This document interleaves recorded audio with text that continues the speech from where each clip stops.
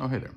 So when I was younger and stupider, sorry, even stupider than I am now, I used to think I can pretty much make it work with any girl that I find mildly attractive. As long as she's cooperative, then, on my end, I don't need that much. I'm pretty low maintenance. I can pretty much make it work with anybody.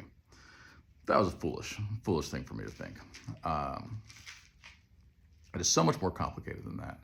And the older that you get, the more difficult it becomes. Let me explain why. Okay, I believe that we were meant to be together, one husband, one wife. Okay, taking care of the kids.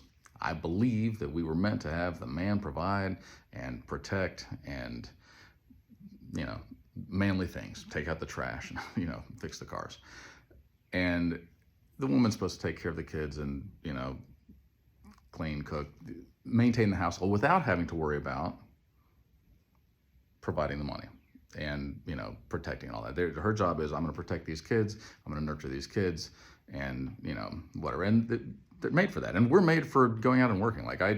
If you gave me the choice of you could work 15 hours a day or watch children all day, I'd be like, I'm going to take the easy option and I'm going to work because to me that feels normal. To me that feels right. Now, the world's a scrambled mess. I'm not saying that women can't work. I'm not trying to be chauvinistic at all. I'm just saying I think that the way that we're designed is that way.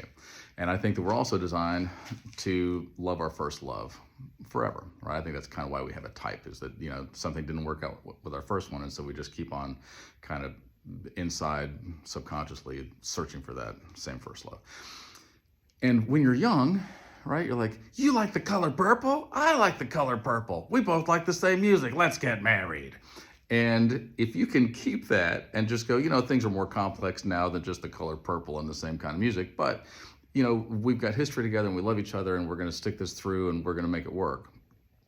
There's a tremendous amount of value to that. Now, sadly, we're in a hookup society and everybody thinks that everybody else is disposable, but they're not. They're not disposable. And here's what happens.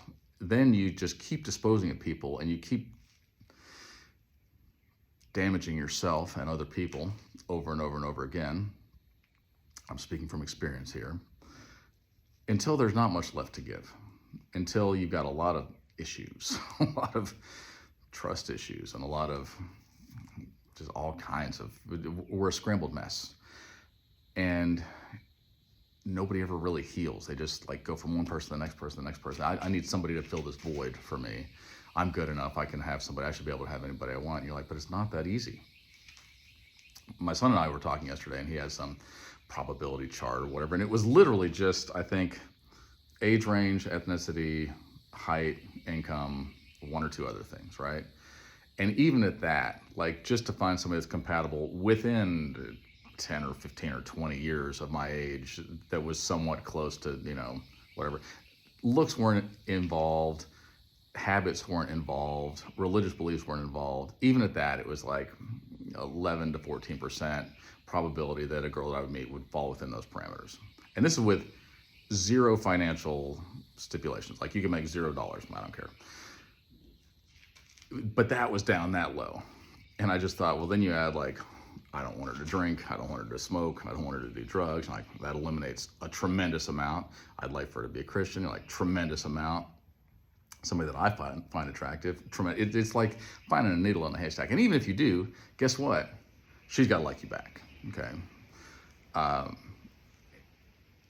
And then you've got to actually be able to get along. And then you've got to be able to overcome all the issues that it takes. And really what it boils down to, and I've used this analogy for a long time, is, first of all, the probability of finding somebody that's actually what you're looking for, incredibly hard. But what it feels like is you're going to the dump and going, what's the least disgusting piece of trash that I can take home that doesn't smell that bad? And so, in my experience, I've just been like, you know what? I would rather be alone than just settle for things that I've dealt with in the past. I don't want to deal with a lot of things I've dealt with in the past. And so I'm just like, I'll be alone. And if something changes, then it changes. But I'm not actively looking for a girlfriend. I'm actively looking to not have a girlfriend. And I think it's because I've done so much damage from a young age and been so just a mess that I'm like, I probably should take some time to heal. Now it's been 4.5 years since my last girlfriend, and so I'm feeling pretty healed. But I still am not in a big rush. I'm just like, meh, if I'm alone for the rest of my life, you know what? I'm fine with that. I would rather deal with that than be in another bad relationship. It's more difficult than you think. It's no longer like, you like the color purple and the same kind of music as me? It's gotten much more complicated. Here's my advice to you. Stay with your first love if you can.